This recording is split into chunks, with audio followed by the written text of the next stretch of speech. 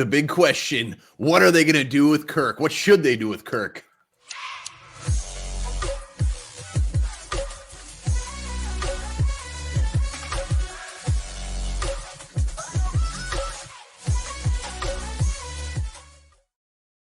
Kirk Cousins. Kirk Cousins, the big question. The Vikings' future relies on what they're going to do with this guy.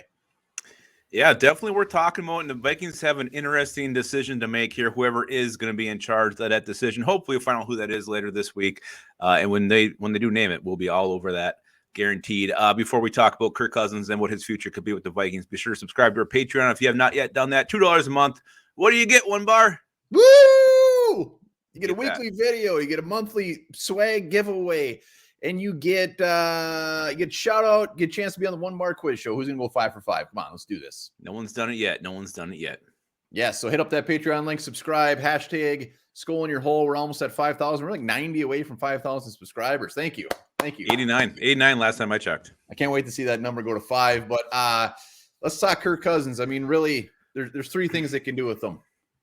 Yeah, I mean, they can restructure, they can trade him, or they can just roll with the salary. And this is why it's becoming more of an issue now. The Green Bay Packers eliminated from the playoffs. Aaron Rodgers is going to be leaving. Devontae Adams is going to be leaving. So the NFC North next year is prime, wet, dripping for the taking.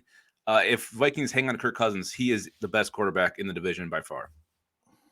Yeah, I mean, he will be. I mean, that's like saying you took the best shit today. But we'll see. I mean, the NFC North might be there for the taking, but the big elephant in the room is the fact that the Vikings are going to be 11 million or 12 million or so over the cap, and they got to get under that before the new year. And a big chunk of that is Kirk Cousins. This is why this is such a huge issue. He's kind of screwing us.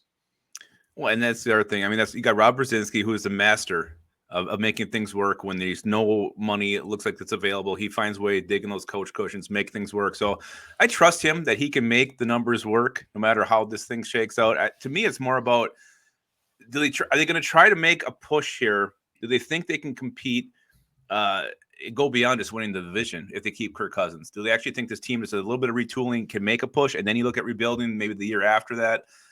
To me, this is where it comes down to, and I think that's really the big question here. Well, it is a big question, and if we start having to cut other people to keep Kirk Cousins, that is not going to help our cause at all. We do not want to just win the NFC North. We've seen in the NFC East what they've done over the handful of years.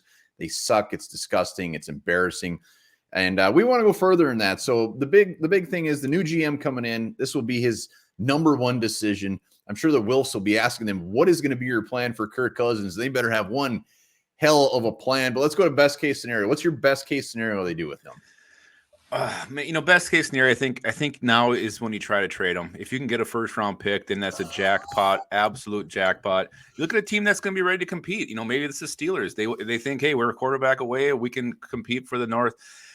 To me, if you trade him now, get something for him in return right now, I think you can still compete in this division with a bridge quarterback, whether that's a guy like, hell, I don't know, I'm just throwing Teddy Bridgewater, somebody like that who can come in. Comments are going to be blowing up about Teddy Bridgewater. I'm just saying, be serviceable for a year, and then you look to rebuild. I think you can do that. I don't think it'll blow this whole thing up. So I think if you can get something for him right now, the best move for the Vikings is to try to trade him. Yeah, I mean, the Vikings had the 12th overall offense in the league, 12th passing. The thing with Kirk Cousins, as far as just absolutely saying, no, we do not want to move forward with him. The big question is, how much of that was like Zimmer, shitty offensive coordinator, shitty play calling? Was that Kirk Cousins? Was that the play calling Zimmer? I lean towards more that was the play calling and Zimmer. So we might not have seen the true Kirk Cousins. I love the fact that he put up stats, but I'd rather him be dog shit and make the playoffs. But that's a big thing that is weighing heavily on me on what they do for him. You need a healthy Irv Smith, a better offensive line, a defense that can actually stop somebody. So he had everything against him. So I'm not completely putting that out as far as not bringing him back. Well, and the other thing too, I mean, supposedly Mike Zimmer wouldn't allow this guy to audible. Like I seen a meme where they're doing the get spanked. What is it? The nurse from Happy Gilmore doing the throat slicing thing. Every time Kirk looked to audible, that was Zimmer doing that to him. So if that was truly out of his control, I mean, that's you hear about the story yesterday at the Chiefs. Mahomes and Kelsey wrote that play in the dirt in the huddle, telling what to do. They didn't do the play that was called. Sometimes you got to have that rebelness in you, and maybe Kirk Cousins does. He just wasn't allowed to do it, to show it. I don't know. I still think if you can get something for him, that's what you got to do. I think for the future of the organization, that's the move you got to make.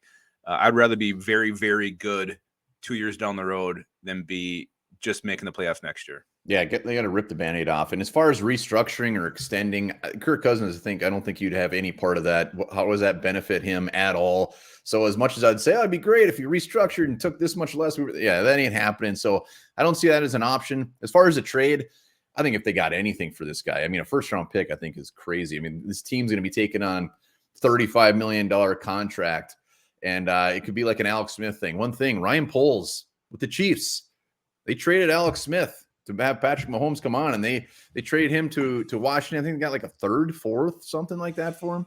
They got like a 5th-round pick for him and unloaded that. I'd be all for it. Anybody thinking they're getting a 1st-round pick, a 2nd-round pick with this $35 million contract, smoking, huffing gas. The Vikings still got to pay a portion of that too. So I don't think they take on the well, full that's what I'm saying. million. They're still gonna have to pay $10 million of that.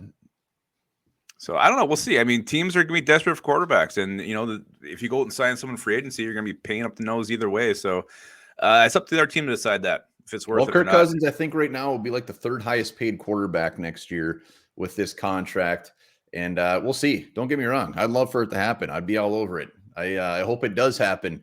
But the Vikings, if they do it, we just got to be ready for a transition period. We know the 2022 NFL draft is not loaded with probably a fantastic day one starter.